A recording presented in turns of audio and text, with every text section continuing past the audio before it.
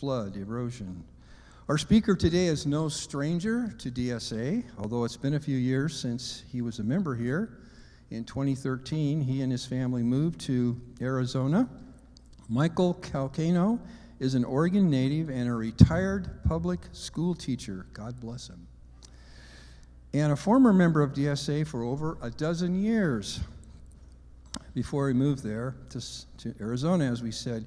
He currently serves as vice president of both the Gila and the Navajo divisions of the Arizona Origin Science Association, and he speaks regularly on biblical apologetics. His topic today, very interesting, yeah, but who wrote the software? So, Michael, come up and share.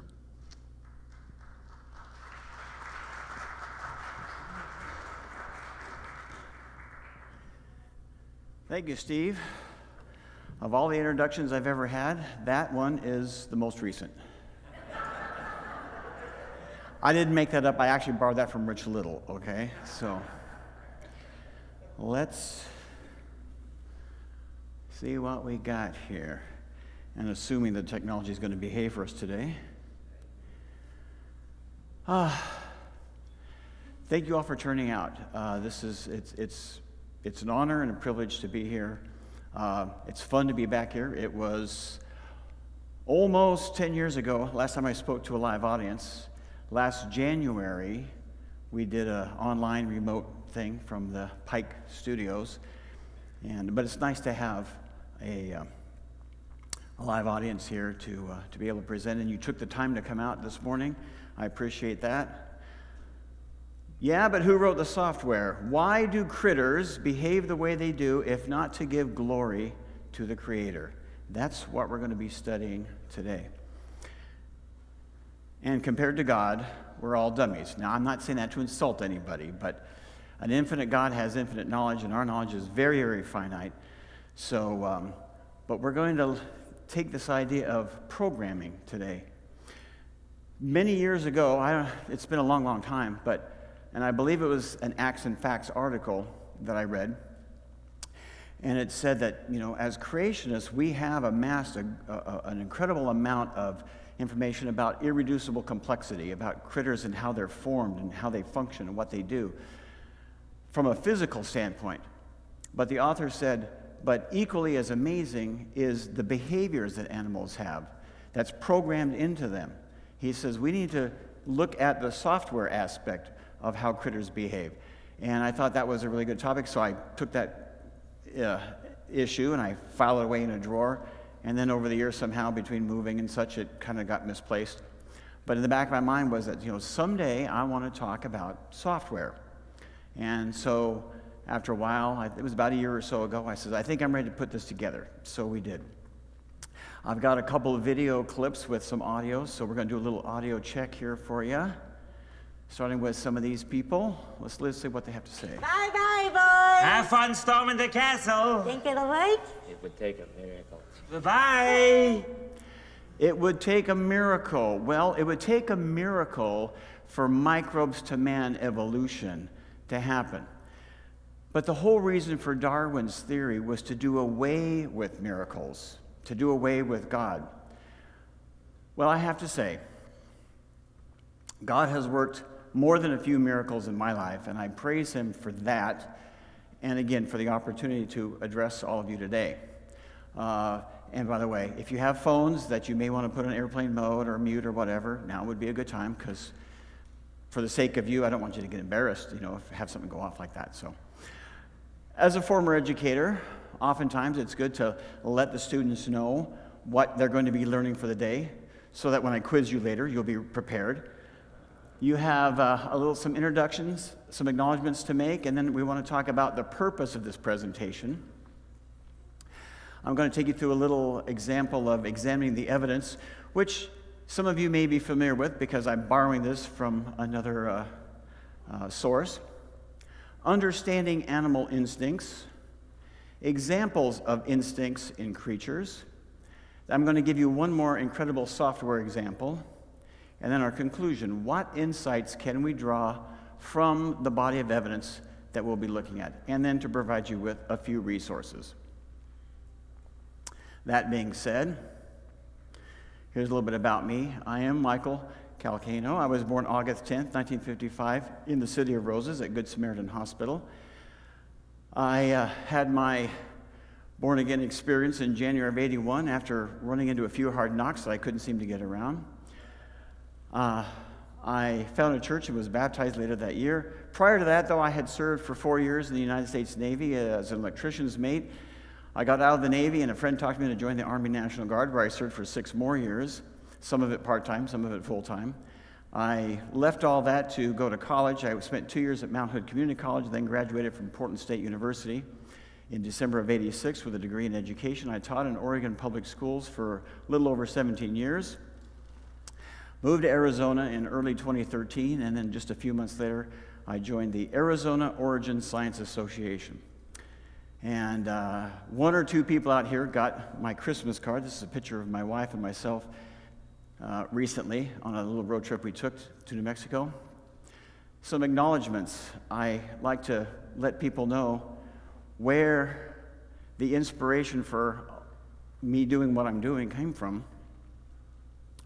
Top of the list is a name that everybody in the Northwest should be familiar with if they're not already. And I owe a great deal of what I do to the inspiration I got from Dr. Donald Chittick. Answers in Genesis, of course. There's another fella here named Rick Thompson. I think some of you know him. Job Martin. Bruce Malone, Search for the Truth Ministries. I understand Bruce Malone will be coming and speaking here like December, November, something like that, because I just had him in January speaking in Arizona for us. And he is a big part of what today's talk is going to be about specifically. Creation Ministries International, Dr. Thomas Kindle from the Northwest also. He'll be my guest speaker in April, and then he'll be passing back by here later, so say hi to him for me when you see him. Institute for Creation Research. Kevin Anderson from the Creation Research Society, and of course you folks, the Design Science Association in Portland. I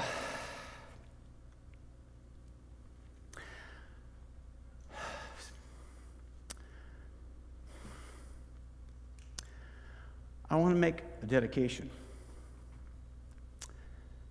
to this gentleman here. I don't know how many of you received word, but on January 16th of this year, Dr. Kevin Anderson, the head of research for the Creation Research Society, passed away.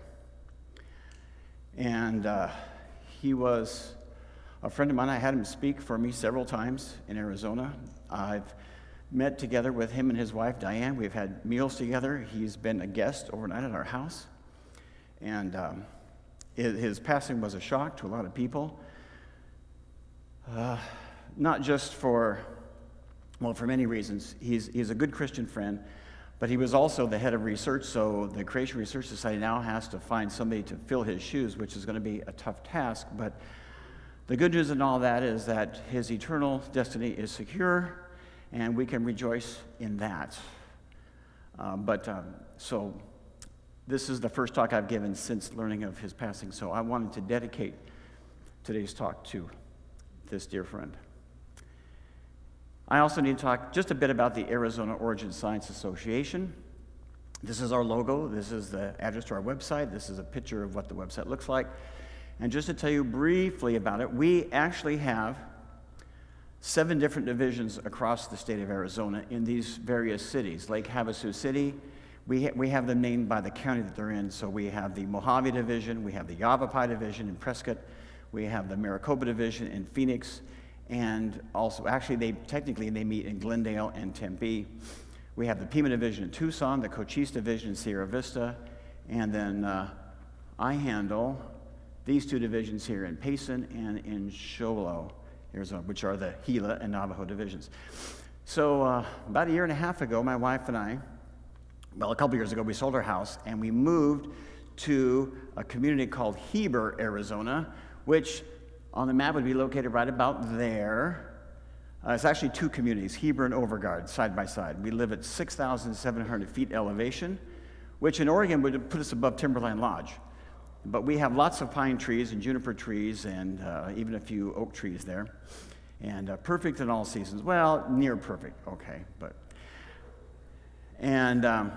we have some friends who lived about an hour east of us, and that's another name, a pair of names that people here should know if you've been around for a while, Kevin and Ruth Hogan. I'd ask you to raise your hands, but I can't see all of you with the lights, but that's okay. So Kevin used to run the video, and his wife Ruth used to run the little concession table. So before I came up here, I says, "Hey, Kevin, would you like me to share a little greeting or something from you for the folks back home?"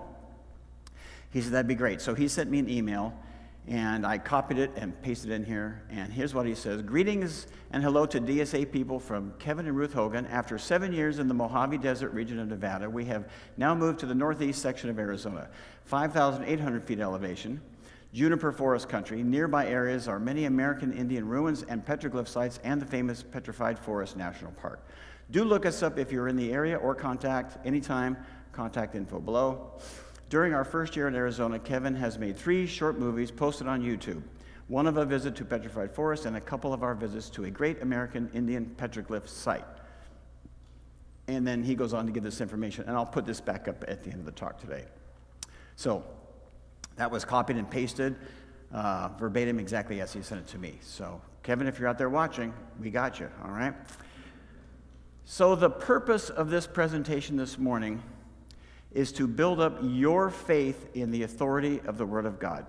To put it another way, does God say what he means, and does he mean what he says?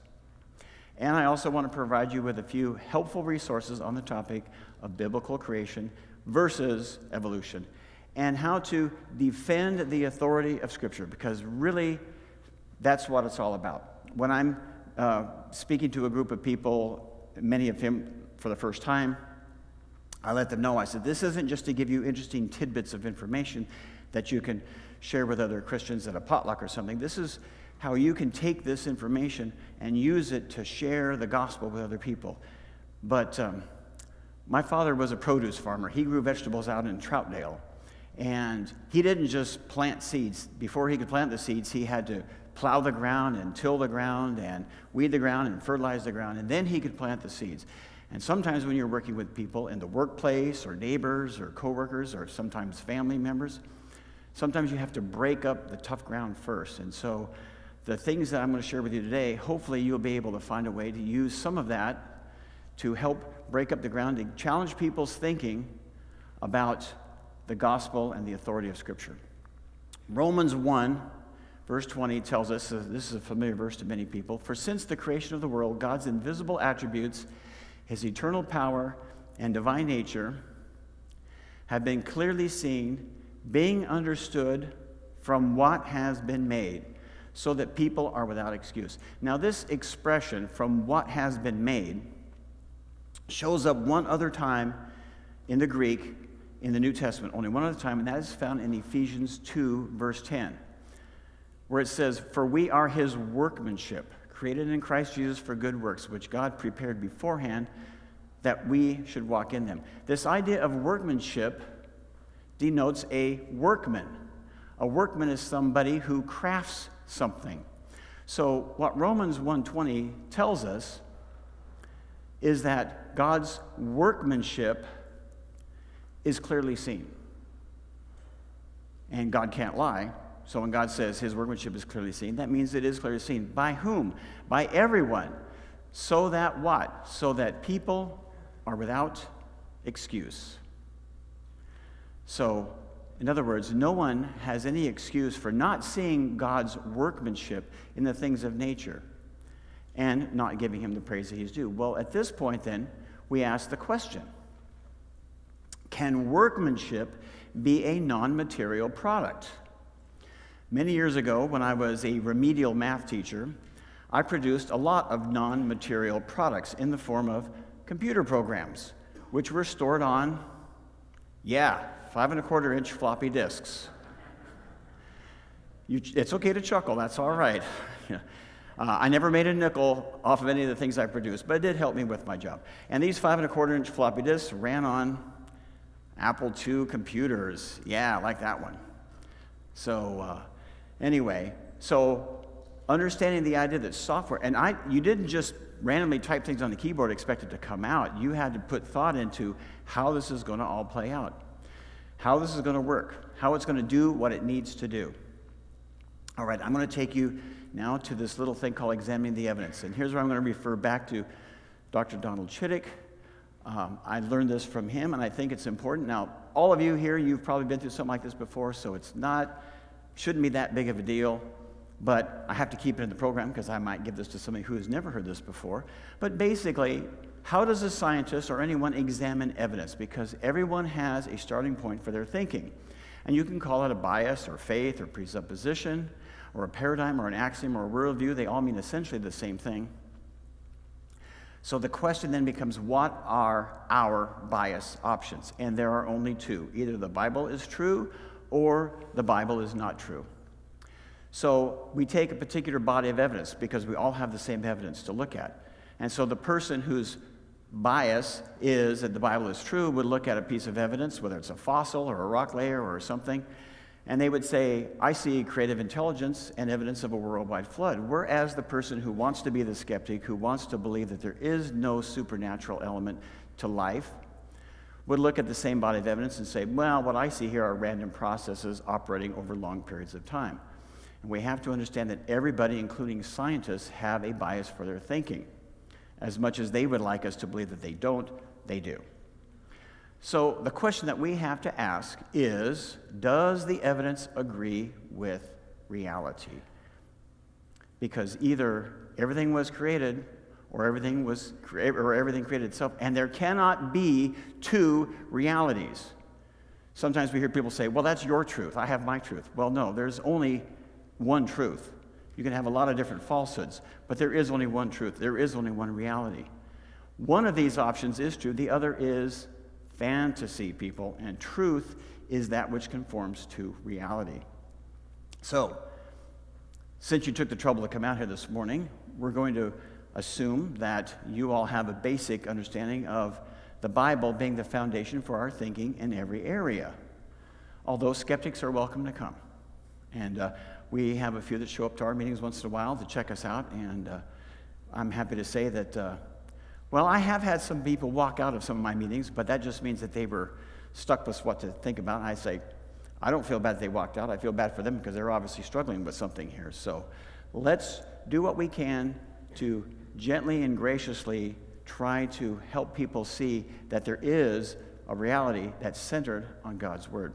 So, to borrow from Answers in Genesis, we're going to put on our biblical glasses, and in every area that we study, we will view everything through the perspective that the Bible's account of history, and therefore science, is true. And if something appears to contradict the Bible, we do not rush to accept that, knowing that sinful mankind is in rebellion against God and His Word, and we'll hold off until we get more evidence. But in the meantime, we ground ourselves on God's Word. So, we're going to be talking about instincts today. Well, to set the foundation for that, let's start with the definition of instinct so we know exactly how we're going to look at this. Definition of instinct: 1, a natural or inherent aptitude, impulse, or capacity.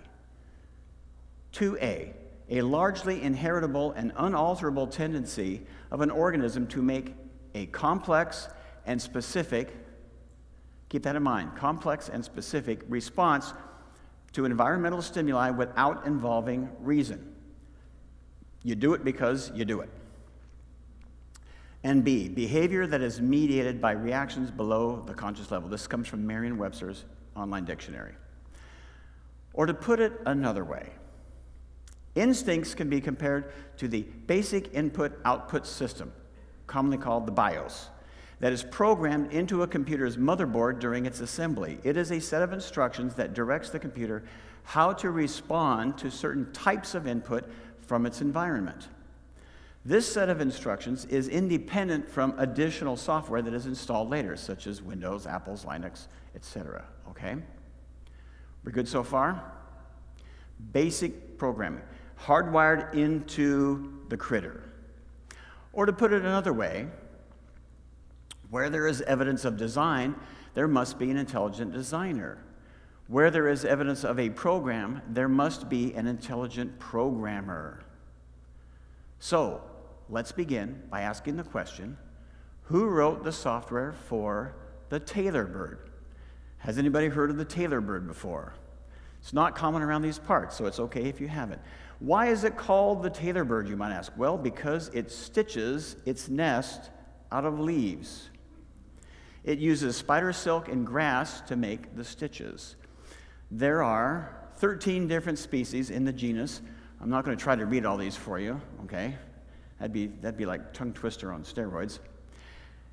And here is its range, its habitat. India, Thailand, Malaysia, some parts of Indonesia. So what about this bird that makes it so interesting? Well, let's take a look. The little mother bird, she's gathered her raw material to make her nest, spider silk, threads, some grasses. She knows how to take her bill and perforate a hole into the leaf and then push the thread through and then pull it through. And she takes this cluster of leaves, sews them together to make like a little basket that she can then lay her eggs in and use as her nest.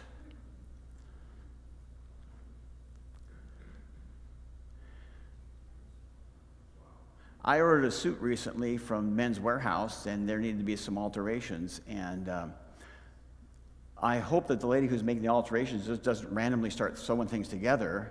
I'm going to assume that she knows what she's doing, since I'm paying for the suit anyway. Actually, my wife put on her card, but it's the same idea. Okay. So I'm going to ask you a little bit of questions about the tailor bird. You know how in Job, when God steps into the narrative, he asked Job a series of questions? Well, I'm going to throw out a series of questions too, just for us to contemplate. Where did the tailor bird learn how to perforate the leaves with its bill and thread the spider silk and grass through, and in such a way as to create a suitable cubby to build her nest? Because when the baby birds get ready to fly, they don't see the mom building the nest, but yet the mother birds then, when they become at the right age, they know how to build the nest. The knowledge of how to do that process is passed on somehow through an egg into a baby chick, into a full-grown bird. How does the tailor bird know which kinds of materials have the right properties with which to stitch her nest together? I'm talking about the design of the structure, the flexibility that you need, the strength that you need. If you use the wrong materials, those seams will pop and the babies will fall out and no more baby tailor birds, right? How many tailor bird nests fell apart, causing the baby birdies to plummet to their deaths before evolution finally, through random, unguided, naturalistic processes, enabled the birds to accomplish this amazing ability? That is a hypothetical question, of course. I want to point out the fact that it is absurd to think that the birds just happened to come upon this skill, and then even if you gave them that, how does that information get passed on to the next generation? It has to get passed on through the genetic transfer, somehow is encoded into that baby's DNA, so that when that chick grows up, it knows how to do this task. All right? Example number 1. Let's move on now and ask the question, who wrote the software for the whippoorwill? Whippoorwills don't inhabit this area of the country. They inhabit another area, which I'll show you. But the whippoorwill bird has some very interesting characteristics. The scientific name is Androstomus vociferus. Sounds almost like the roadrunner coyote, they have to put the thing in there. Inhabits central and southeastern Canada and the eastern United States. It catches insects in flight at night, and it sleeps during the day. Well, that's interesting enough. I wouldn't want to stay up at night catching bugs. They begin their nightly foraging about 30 minutes after sunset and continue until it is too dark to continue, then resume again at first light, ceasing about 40 minutes before the sunrise. So they have their own very distinct schedule for when they're going to go out and collect their food. They build no nest, but they lay a clutch of 2 eggs directly on leaf litter on the forest floor. Is there anything else peculiar about this bird? Oh, yes, indeed, or I wouldn't have bothered to put it in this talk. Yes, the female lays her eggs at a time when they will hatch exactly 10 days prior to the next full moon.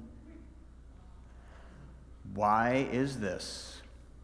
The young hatchlings are out their developmental hungriest at 10 days, and the parents must spend all night in their foraging for food for themselves and for their young.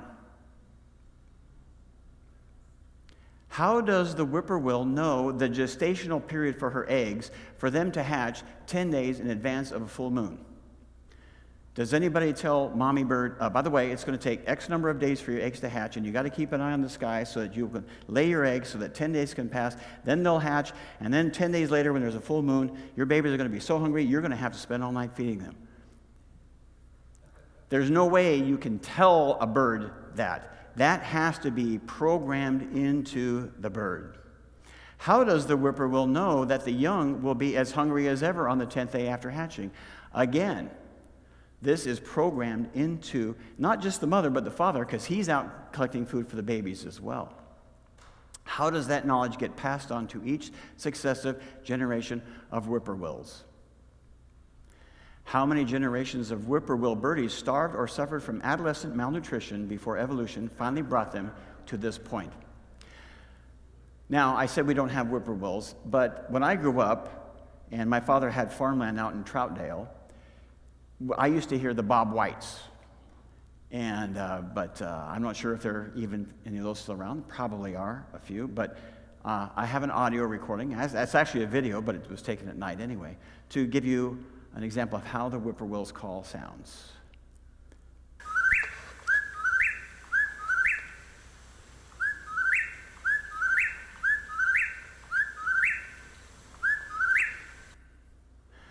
All righty, you ready to move on to the next one?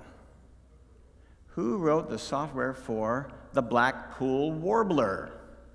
Blackpool warbler, haven't heard about those over in Oregon? Well, no, they don't exist over here. The average adult migrating Blackpool warbler weighs about 12 to 15 grams, which is not very much. They spend their summers in southern Canada from the Great Lakes to Maine and the Maritime provinces. They migrate in winter to Venezuela and Colombia in South America, making the trip in about 3 days of non-stop flying. How does a little bird like this have enough energy to fly from Canada and the Great Lakes area and Maine all the way down to South America, 3 days non-stop? Well, they know a little secret. They bulk up, first of all, for their migration on the East Coast between North Carolina and Maine. And they do not take the most direct route to get there. What route do they take? Believe it or not, they fly southeastward out over the Atlantic Ocean. And from there, they catch a jet stream current, which then allows them to basically coast down to South America. And the advantage of this is also they get to avoid predatory birds that might go after them. So they don't take the most direct route. They fly east to go south. Does that, at first blush, that wouldn't make sense. But this bird knows that's how to do it. Oh, by the way, let me back up. You can see they come back up through Jamaica, Cuba, Florida, and go on. But to get down there, they take this other route. Now, how does the Blackpool warbler know that a jet stream heading south exists out over the Atlantic? How does the Blackpool warbler know precisely when to leave the East Coast to catch an air current that will take it to its wintering grounds? Are you beginning to see the imponderable impossibility of evolution to explain these behaviors? How does the Blackpool warbler know that heading east will eventually bring it to South America? Okay, and here's the punchline question. How many generations of Blackpool warblers drowned in the Atlantic before this critter got the programming glitch straightened out? How about who wrote the software for, this one you might be a little more familiar with, the incubator bird. I borrowed some of this from the Incredible Creatures That Defy Evolution DVDs. But in case you haven't seen those or haven't had the opportunity, there are more than 20 species belonging to the family Megapodidae. I think I got that right. Also known as the malleefowl or the brush turkey. The male builds a nest up to 15 feet high and 50 feet across on top of a pit of compost. I wouldn't want to be tasked with building a compost pile 15 feet high and 50 feet wide. But this bird does it. The female weighs about 2 pounds, yet she lays eggs that average about a half a pound, an average of 1 every 3 days for 7 months. Ladies, if you think that your pregnancy was tough, anybody ready to trade places? No. The male tends the nest during this entire incubation period, tends the nest. To ensure survival, the eggs must be kept at 91 degrees Fahrenheit, plus or minus only 1 degree Fahrenheit variation, and at 99.5% humidity. He does this by constantly monitoring conditions and adding or subtracting insulation, such as sand, dirt, whatever, as necessary. And if that wasn't enough, the chicks hatch fully ready to be self-sufficient, except for one problem. They're buried beneath a pile of sand and dirt and twigs. Not the most habitable place to be born, right? They have to dig their way out of the pile by laying on their backs, pecking and scratching at the debris, packing under themselves with their wings, and repeating until they reach the top. So imagine, if you will, I'm not shaped like a baby bird, but, let's say you're a baby bird in the egg, and you pick your way out, and you look up, and it's like, what's this? And so you've got to scratch away at it and get it down, take your wings and kind of pack it underneath you, and scoot yourself up, and then do it some more, and pack it underneath you, and so until you emerge out of this pile of debris. The chicks know that they have to do this if they're going to survive. I mean, they could say, I'm heading east. I'm just going to go out this way. Maybe I'll reach the wall before. No, they know that they have to dig themselves out by going vertically. And then the next generation gets to do it all over again. Here's a picture of a brush turkey building his nest there, the incubator bird. How does a male incubator bird know that rotting compost gives off heat and humidity? How does a male incubator bird know how much compost in the nest will attract a female who will choose to lay her clutch in his nest? Because if he doesn't build the nest right, the female comes along, she says, "Forget you, buddy. I'm going to go find another guy." How does a male incubator bird know how to determine the precise temperature and humidity for the proper development of the eggs in the nest? Who calibrated his sensors? This male incubator bird has to know how to detect temperature and humidity and has to process that in his brain, which is another whole talk that I've just recently put together on continuous environmental tracking. But you have to have sensors, and then you have to have a logic circuit, which tells you how to analyze that data and then what to do about it. And this male bird has all that built in and programmed into his DNA, his anatomy. How do the newly hatched chicks know that they must unbury themselves before they die of exhaustion or suffocation? How can any reasonable person believe that all of this just happened by random, unguided genetic mutations over millions of years and wasn't programmed into the bird's brains at the beginning? And by the way, let me just say this. When you hear an evolutionist or a skeptic say, well, it just happened. Just happen is not a scientific statement. It is a philosophical statement, okay? I could say that I just happened one day to see a magician pull a rabbit out of their hat. Does that mean that the magician actually pulled a rabbit out of their hat? No. But it's a sleight of hand. It's a wordplay, okay? So you don't ever have to believe when you read something from some literature or something that says, and evolution just happened to produce this thing over millions of years. You can say, not going to buy it. Not going to buy it. That's philosophy, that's not science. Who wrote the software for mother birds? This is not a yogurt-covered raisin in the birdie's mouth, okay? We're not trying to be disgusting here, but this is a reality, okay? Who wrote the software for mother birds? Baby birds sit in the nest and mostly just eat and you know what, okay? The buildup of fecal matter in the nest would cause problems with the following: overcrowding of the baby birds, the risk of septic infection, and the scent would attract predators. Many species of bird babies produce a fecal sac. Think disposable diaper. Think Huggies. The parent bird extracts the fecal sac and deposits away from the nest to prevent these problems listed above. I found a few examples of different types of birds on the internet, all in the process of disposing of those Huggies. Okay? How do the parent birds know that keeping the Huggies in the nest would be a problem? They don't read Good Housekeeping magazines. They don't have their parent bird saying, by the way, you better make sure you keep that nest, because if I come over and visit and you've got a problem here, then I'm not going to be happy with you. How do they know how to take this fecal sac some distance from the nest to minimize the risk of predators finding the nest through the scent? Some species of bird chickies deposit their huggy on the edge of the nest for easier pickup and delivery. Who taught them how to do this?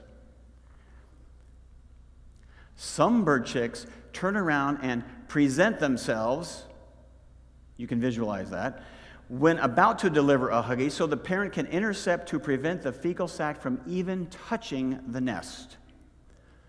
Now, most of us at some time in our life, how many of you have ever in your life come across an empty abandoned bird's nest? Raise your hand.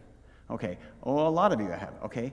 Have any of you ever run across an empty nest that was dirty or contaminated? No, they're always clean. So mother birds across the whole bird family, kind, know how to do this. Who wrote the software for birds in general? Jeremiah 8:7 says, even the stork in the sky knows her appointed seasons, and the dove, the swift, and the thrush observe the time of their migration. But my people do not know the requirements of the Lord. Matthew 23:37 says, Jerusalem, Jerusalem, you who kill the prophets and stone those sent to you. How often I would have longed to gather your children together as a hen gathers her chicks under her wings, but you were not willing. How sad. But you all came out this morning to support the Design Science Association, so I'm sure that these passages do not describe you. Okay. When I last attended Design Science Association meetings, we had an intermission, a short break. So I built that into the program. So do we take an intermission for a few minutes? Yes, we do. Yes, for 15 or 20. Let's continue. Who wrote the software for electric eels? Electric eels. The scientific name is the Electrophorus electricus. Sounds like Spartacus. Sounds like the name of a movie, right? They live in shallow, muddy areas of the Amazon and Orinoco rivers in South America. It is not a true eel. It is more closely related to a catfish. They must surface every 10 minutes to breathe atmospheric air. They can reach 8 feet in length and weigh up to 40 pounds. They have about 6,000 electrocyte cells that make up 80% of its body, each one generating about 15 hundredths of a volt, which in total can generate about 600 volts. The shock from an eel can knock a horse off its feet. Since they have poor eyesight, they can produce a low-level charge up to 10 volts to enable them to see at close range. Say what now? They produce a low-level charge which enables them to see. I have a video which will explain how that works. The female will lay up to 17,000 eggs in her lifetime. Eels live about 15 years in the wild and about 20 in captivity. To stun their prey, they must bring their head and tail into close proximity to it before discharging the electric shock. Now here's something else that's very unusual. The shock originates from the positive end at the head through the water to the tail at the negative end.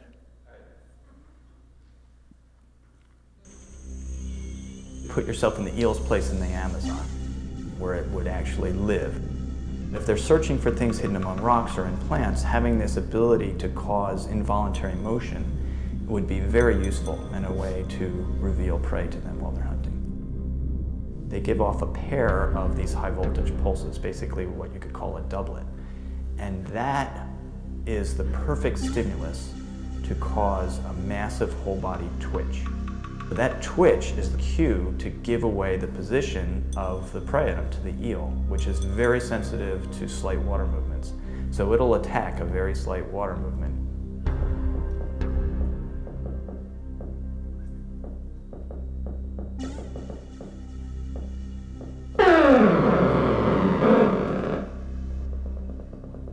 They were acting like a taser, essentially causing involuntary muscle contractions to freeze up the animal so it couldn't move. The eel is remotely activating the motor neuron output that activates muscles. So they're essentially reaching into the animal's nervous system with their electric charge and remotely controlling their muscles through their peripheral nervous system, which I think is pretty amazing.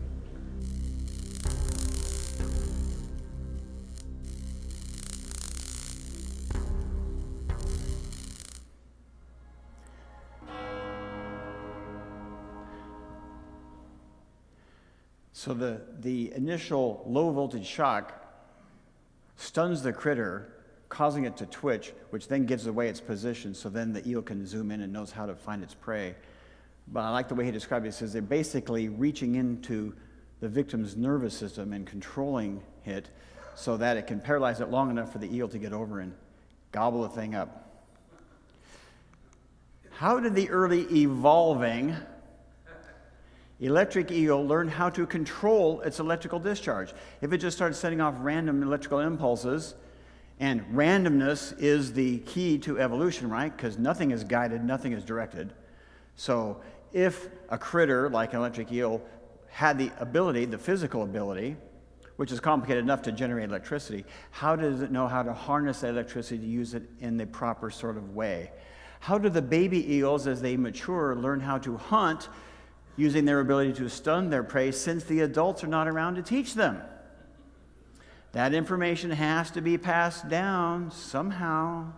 How did eels learn how to send out the doublet shock, and how did they learn that it would cause an involuntary movement in any nearby prey? Again, the parents aren't around to teach them this, but they know it. They know how to make all of this stuff work, because that information has been programmed into them and not on a 5 1/4-inch floppy disk. How do eels know how to then follow up by effectively sending the electric shock that paralyzes its prey? All of these questions. You almost feel sorry for evolutionists at this point, don't you? You know, if they had answered this. Who wrote the software for the archer fish? Has anybody here heard about the archer fish? A few people, all right. Well, a few people more are going to learn a little bit about them. There are 10 species in the genus Toxotes. They live in fresh and brackish waters from India to northern Australia. The adults typically reach a length of about 5 to 7 inches, not very big. Unlike almost every other variety of fish, most common food source is found above the water's surface. Archer fish do not typically leap out of the water to catch its prey. Oh boy, where are we going with this? How does the archer fish get its dinner? You're about to discover. The archer fish shoots a jet of water from its mouth at the desired object, dislodging the insect from its perch.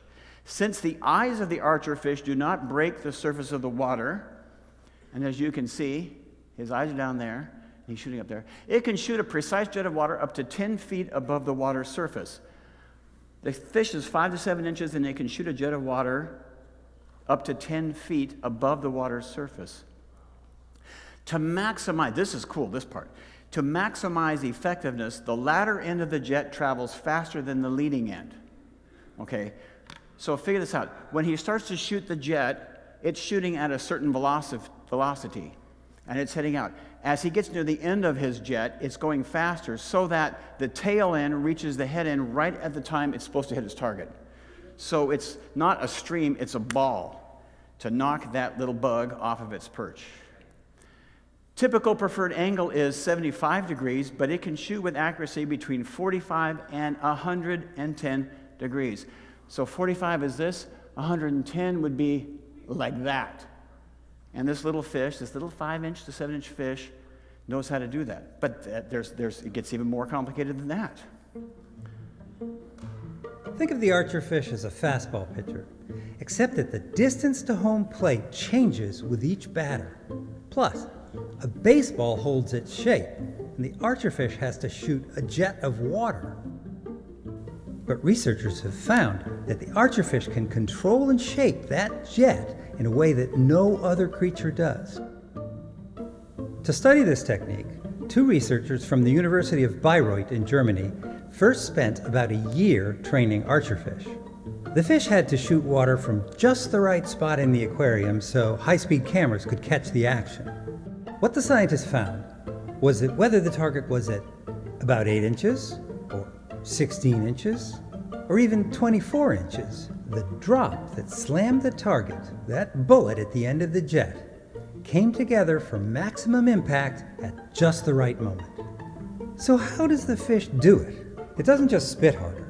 It opens and closes its mouth in a way that varies the speed of different parts of the water jet.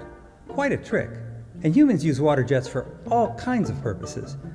This new understanding of the archerfish technique could lead to improvements in everything from surgical tools to fire hoses.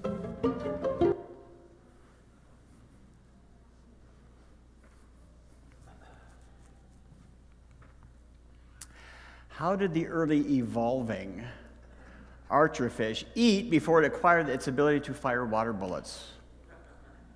How does the archerfish know how to compensate for the refraction error caused by looking at an object above the water? We call it the refraction differential. Remember in school we did the thing where you have the glass of water, you put the straw in or the pencil in, and it breaks it up? This little fish underwater can look up and knows how to compensate for that refraction differential. We can't even do that. How does the archerfish know how, well, I mean, some people can, I suppose, but how does the archerfish know how to vary the speed of the water jet so as to deliver the maximum impact on its target? How do archerfish raised in captivity from birth learn this ability without being taught by their parents? This little fish is amazing. But what's amazing to me is to think that it can turn it 110 degrees and fire bullets backwards over its head. Very cool. Who wrote the software for the Opu Alamo? Not Alamo, Opu Alamo. The scientific name is Lintipes concolor. It is found in and around the islands of Hawaii and is Hawaii's only native freshwater fish. The adult grows to be about 5 inches long, a little bit smaller than the archerfish. The female lays her eggs near the source of a stream, much like salmon do. We know a little bit about that, being in the Pacific Northwest. It has a special set of fins between its front dorsal fins that act as a suction cup. Whoa, where are we going with this? To reach spawning grounds, the female must ascend Akaka Falls. What is Akaka Falls? It is a 440-foot sheer vertical cliff face. Here is a picture of the waterfall. And this little fish has to climb that rock wall surface behind the falls. Now, that little suction cup type fin, I'll point to this one here, is this one right here between its pectoral fins there. You're probably curious to see how it does it. Please say that you're curious to see how it does it. There's no audio to this one, just video. Now, they had this. This is like not really a reenactment, but this obviously is not filmed at the waterfalls because the waterfall would have water coming down. But they were able to show you how this little fish, using this suction cup right here on its front, is able to maneuver itself up the waterfall. So, how did this fish and other fish like the salmon know that it had to return to the same stream it was born to spawn the next generation of fish? How did this fish know that it had an anatomy capable of climbing a 440-foot tall, wet, sheer rock wall face? Oh, look at this little thing I got here. I wonder what that's for. How did this fish learn the technique of how to climb a 440-foot wet, sheer rock face? How many generations of Opu Alamo were pounded to death at the base of the Akaka Falls before it ever, through random, accidental, undirected genetic mutations, achieved this knowledge and ability? Who wrote the software for orcas? The scientific name is Orsinius orcus. Inhabit all oceans from the Arctic to the Antarctic, mostly prefer coastal areas. It is not a true whale. It is the largest member of the dolphin family. They communicate by means of high-pitched whistles, pulsed calls, and low-frequency pops, and also by touches and gestures. Well, that sounds rather complex. They live in pods of 3 to 100 and can represent up to 5 generations in a pod. They employ a unique method of hunting by herding schools of fish. How do they do that? When encountering a school of, for example, herring, the orcas begin swimming in a circle. They flash their white bellies and blow bubbles to form a wall to force the herring tighter together. Herring don't like bubbly walls. As the herring come near the surface, the sea appears to be boiling with the fish. The orcas slap the ball of fish with their tails, which stuns several of them at a time, allowing the orcas then to feed at will, because the little herring can swim and maneuver a lot faster than the big orca. So here's a picture of how they do that. How did the very first orca hunting party get organized? How did the orcas devise the grammar and syntax for their language that they employ to communicate with each other? Oh, we're talking grammar and syntax. We're talking some high-order stuff. And this all gets programmed into the critters. How did early orcas come to know that herring and other fish don't like to swim through walls of bubbles? If evolution were true, how did orcas get enough food to eat for thousands of years as they learned how to function as a team to maximize the catch of fish while spending the least amount of energy? Who wrote the humpback? Who wrote the software for humpback whales? Humpbacks are true baleen whales. They can easily breach their entire 40-ton mass out of the water. We've probably seen pictures of that or videos of that. The males sing songs which carry underwater for hundreds of miles, are picked up by other males, and they change every year. In addition to eating krill, which are small shrimp-like critters, they also eat small fish up to 1.5 tons a day. They employ a herding method similar to the orcas, but with some distinct differences.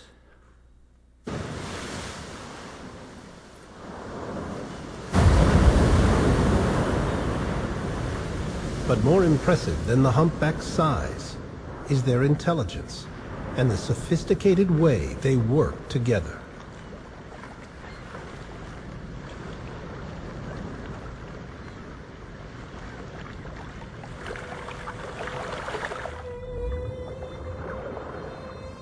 The hunt begins as the whales dive beneath a school of herring, emitting high-pitched calls. In a panic, the fish flee to the surface, where the whales concentrate them by releasing columns of air bubbles. The bubbles act as a barrier. The fish will not swim through it. The whales coordinate their efforts, so the bubbles surround the herring. Finally, the pod leader emits a sound that cues all the whales to ascend with mouths open.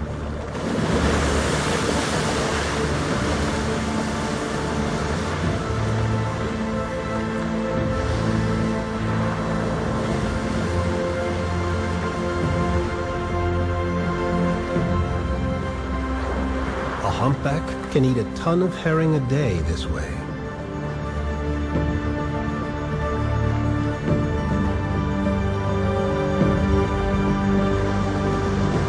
Incredibly, each whale ascends in the same position, in the same pattern, time after time.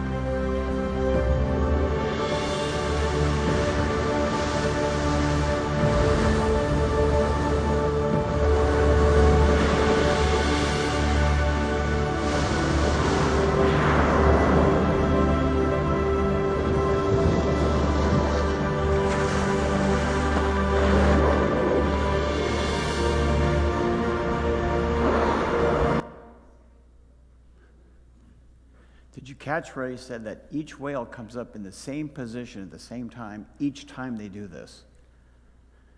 That makes the Olympic synchronized swimming seem like nothing. How did the humpbacks learn to coordinate their amazing ability to corral the fish to make catching easier? Birds and whales are different in every regard, even according to evolution. That being so, how come the two types of animals most people associate with the ability to sing are birds and whales? Evolution makes the claim that marine mammals evolved from a land-dwelling animal that went back into the water and adapted itself to live in that environment. How many random, unguided, beneficial genetic mutations do you think it would have taken for that to happen. More than evolutionary time would allow for. It is impossible for the number of changes to happen genetically, and that's another whole talk on genetics, which we obviously don't do. You'll have to forgive me for this next part here, but being a Star Trek fan, talking about humpback whales, I'll take you back to 1986 and this brief video clip.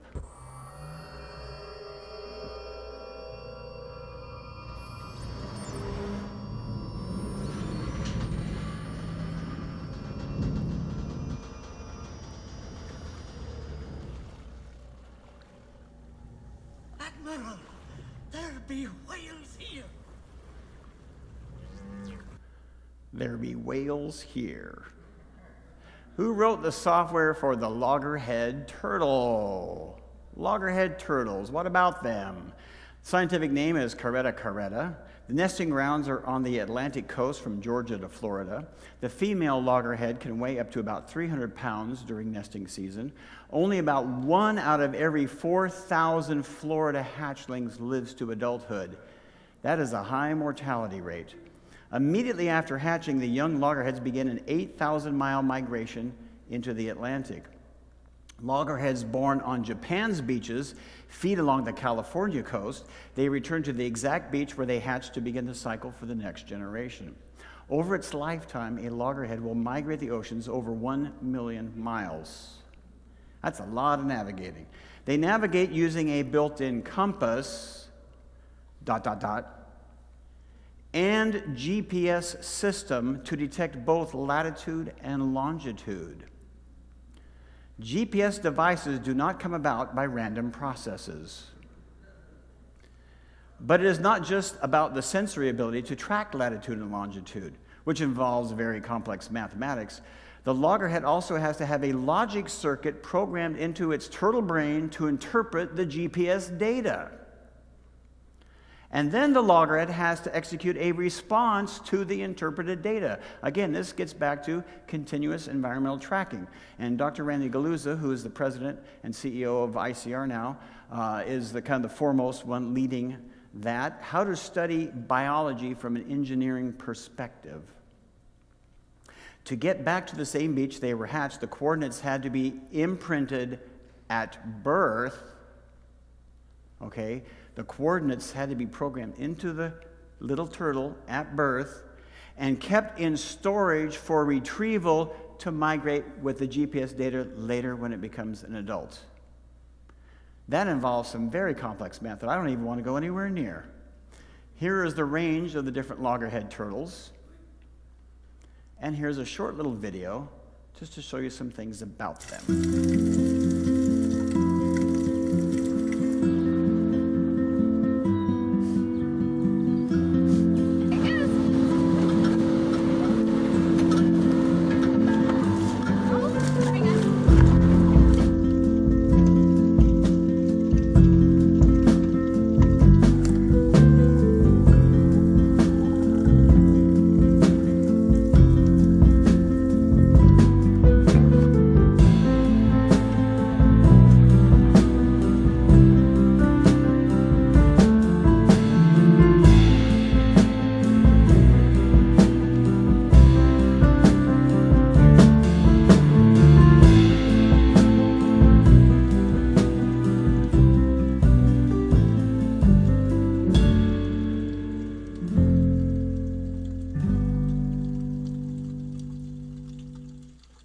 So once in a while, their GPS does malfunction a little bit, but even the best ones of ours do too, right?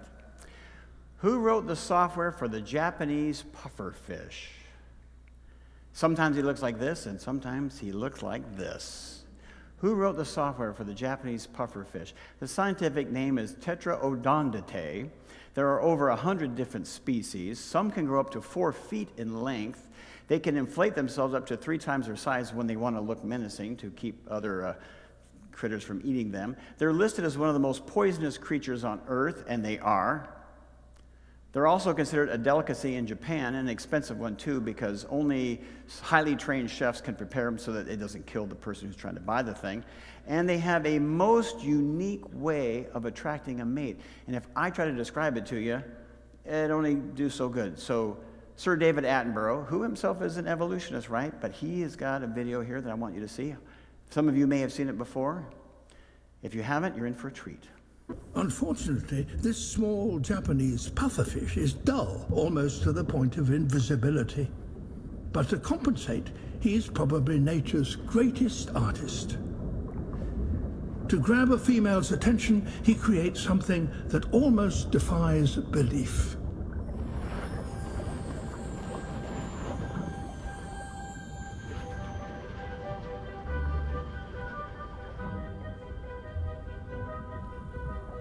His only tools are his fins.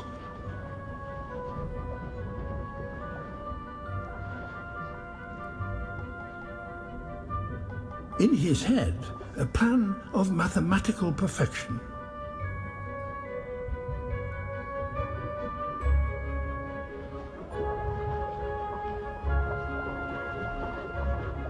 He plows the sand, breaking it up into the finest of particles.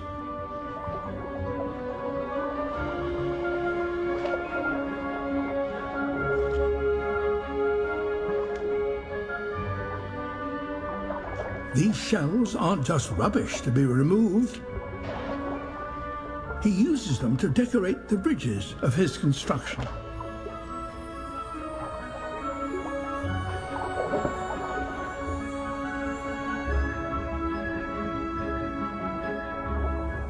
He can't rest for more than a moment, but must work 24 hours a day for a week, or the current will destroy his creation.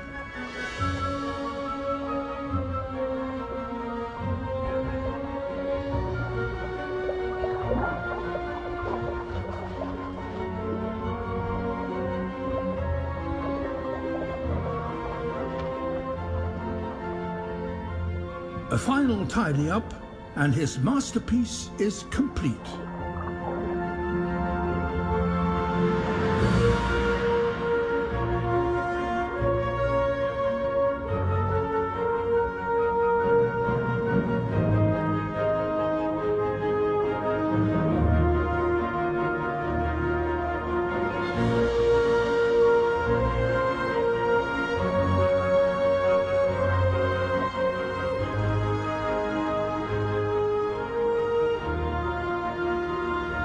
Nowhere else in nature does an animal construct something as complex and perfect as this.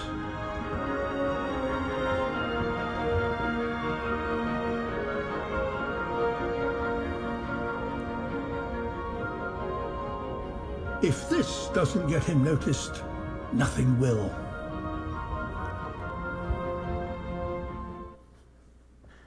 What some guys have to do to get a date. Is this not amazing?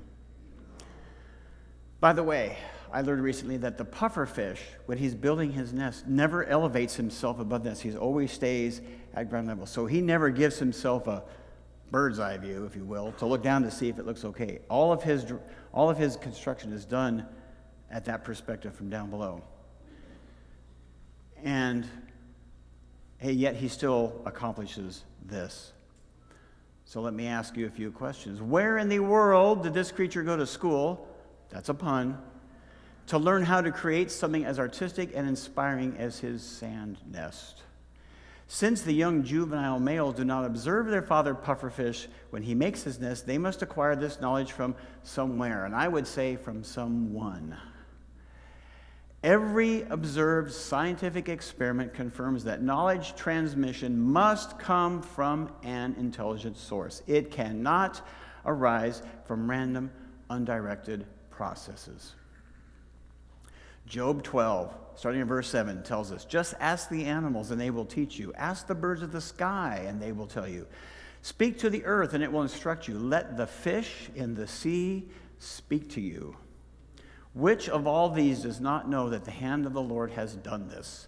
In his hand is the life of every creature and the breath of all mankind. Let the fish in the sea speak to you. Boy, they sure can, can't they? Now let me ask you all a question. What do all of these incredible creatures have in common? Besides the obvious. Dun, dun, dun, dun, dun, dun, dun. They were all created on day 5. Genesis 1:20, and God said, let the waters bring forth abundantly the moving creature that hath life, and fowl that may fly above the earth in the open firmament of heaven. And God created great whales and every living creature that moveth, which the waters brought forth abundantly after their kind, and every winged fowl after his kind. And God saw that it was good. And God blessed them, saying, be fruitful and multiply, and fill the waters in the sea, and let fowl multiply in the earth. And the evening and the morning were the 5th day. There are entire presentations just on butterflies and hummingbirds and other sorts of mammals like the dolphins. But now, that brings us to the big finale. Who wrote the software for the DNA molecule? Scientific name is deoxyribonucleic acid. I'm assuming most of you know this, right? Okay. The double helix of nucleotides support over 3 billion base pairs. I think they said now 3.2 is the latest approximation of exactly how many. Enough data to fill over 1,000 encyclopedia-sized books. The 4 nucleotide bases comprise the rungs of the helix, A, C, T, and G, adenine, cytosine, thymine, and guanine. The DNA component parts do not self-assemble without instructions from the DNA itself. So you can't build DNA unless you have DNA to tell it how to build the DNA. Only 2 microns wide and about 6 feet in length, all the DNA in one human body would stretch from the earth to the sun and back 41 times. And it's all packed into a little cell. Stephen C. Meyer, philosopher of science, has his PhD from Cambridge. He's no dummy. He's written several books. Darwin's Doubt. There's a video, Darwin's Dilemma, produced by Lustre Media. Very good. He also has a book called Signature in the Cell, where he talks about DNA and the evidence for intelligent design. I'm going to let Dr. Stephen Meyer talk a little bit about it. The images you're going to see are computer generated, but they represent what actually takes place in the cell, but at a much more slowed down rate.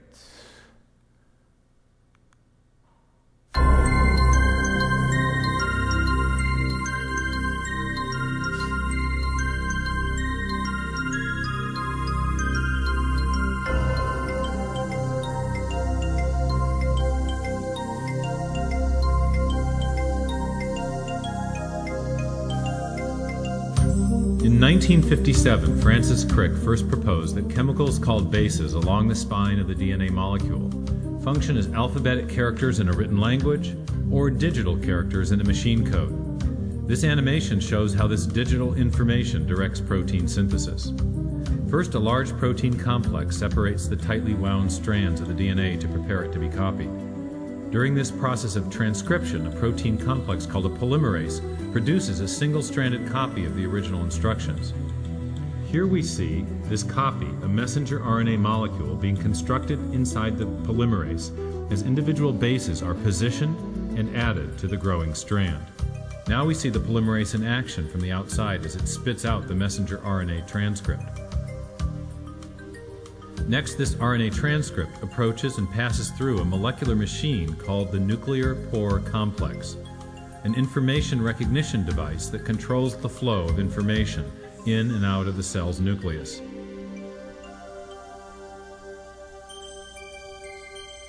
Now we see the genetic assembly instructions on the messenger RNA approaching and arriving at a 2-part chemical factory called a ribosome, the site of protein synthesis. As the messenger RNA transcript passes through the ribosome, the process of translation begins. During translation, a mechanical assembly line builds a specifically sequenced chain of amino acids in accord with the instructions on the transcript. These amino acids are transported from other parts of the cell by molecules called transfer RNAs, which link specific sequences of bases to corresponding amino acids. The sequential arrangement of the amino acids determines the type of protein constructed. When the construction of the chain is complete, it is transported to a barrel-shaped machine that helps fold it into the precise shape required to perform its function.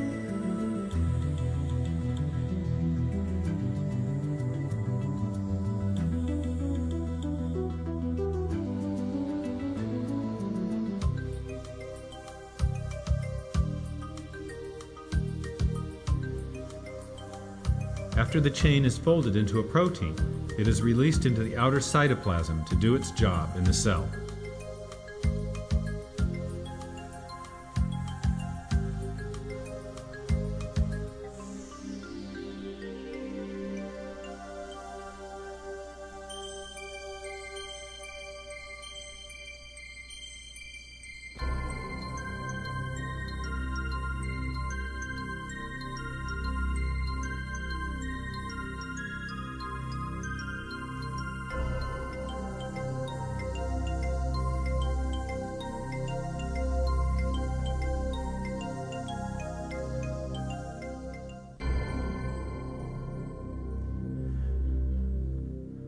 What you saw there is just a small example of the types of processes that go on in every cell, in every creature, plant, animal, all the time. Darwin and all the learned men of his time thought the cell was nothing more than a simple blob of protoplasm. They had no idea of the existence of the DNA molecule, because that wasn't discovered until 1953, or the incredible complexity not only of human cells, but the cells of every living creature. Yet, once his theory of evolution went public, people who wanted an excuse to disbelieve the Bible, remember that word excuse, right? To disbelieve the Bible now had a convenient story to allow them to dismiss the Creator. Dying. What is our conclusion? One of two possible reasons provide the best explanation for these phenomena.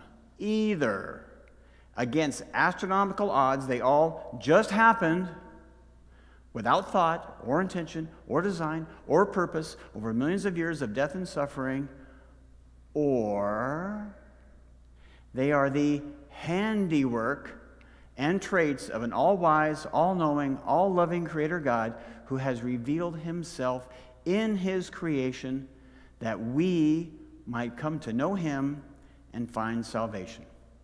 So then I ask you, which of the two options is the easiest to believe, makes the most sense, and has the best evidence to back it up? I agree. It's God. I told you I would provide you with some resources. These are the two main books that gave me the information to put most of this talk together.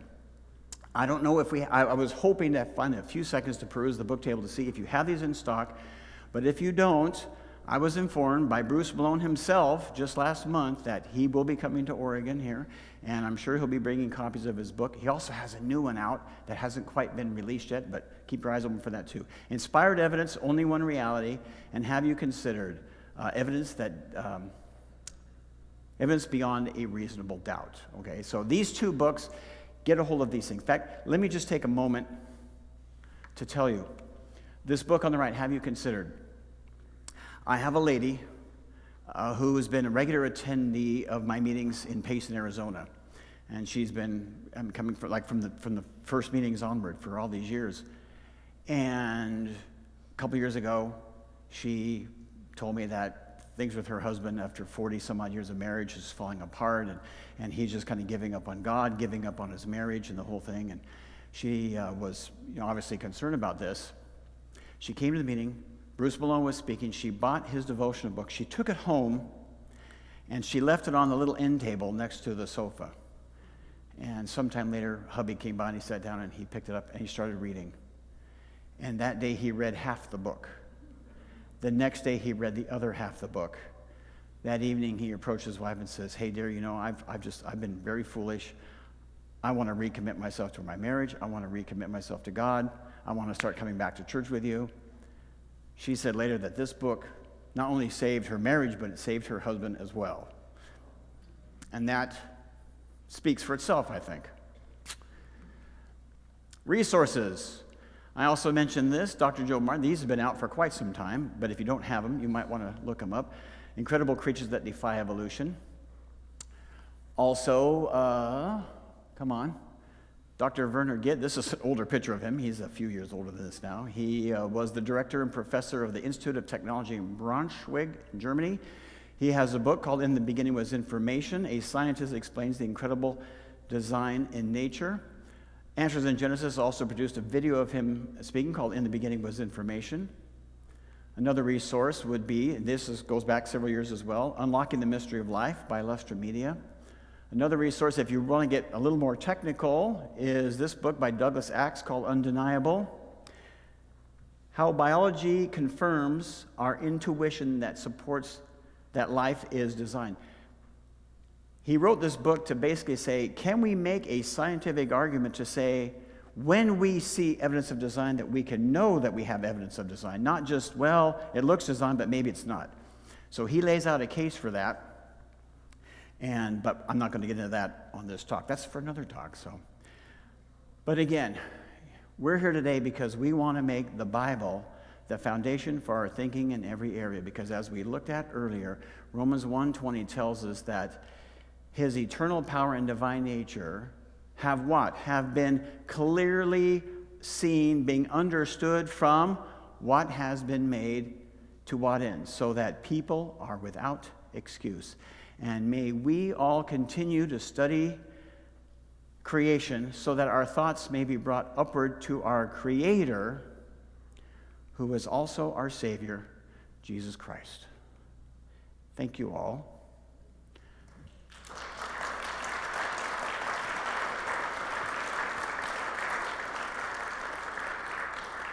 I told you I would put Kevin and Ruth's contact information on the screen, so I'll leave it up there while we do our question and answer session.